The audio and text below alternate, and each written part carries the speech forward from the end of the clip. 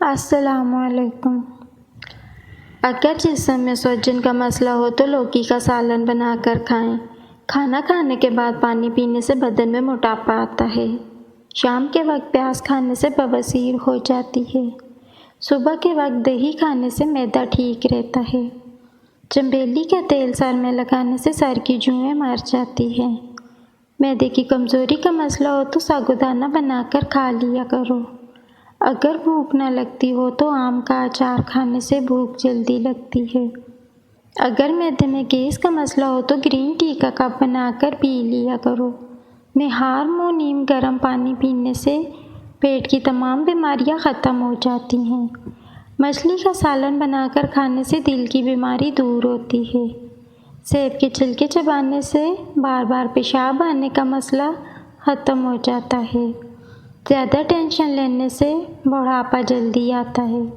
ہیض کے درد میں انردانہ کھانے سے درد میں آرام ملتا ہے۔ جس گھر میں میاں بیوی لڑتے رہتے ہوں وہاں ہمیشہ رزق کی تنگی رہتی ہے۔ ناک میں تیل ڈالنے سے طاقت ملتی ہے۔ بکری کا دودھ پینے سے نظر تیز ہوتی ہے۔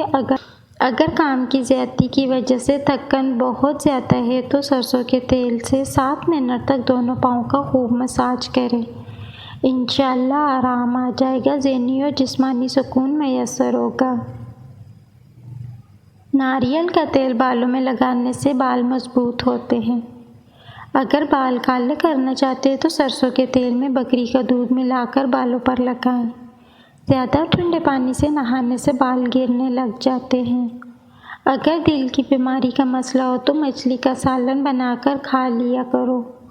اگر پاؤں میں موچ آ جائے تو برف کی ٹکور کریں، آرام آ جائے گا۔ دھنیا کی چٹنی بنا کر کھا لو، کبھی بھی آپ کو پیٹ درد کا مسئلہ نہیں ہوگا۔ ویڈیو کو لائک کریں، چینل کو سبسکرائب کریں۔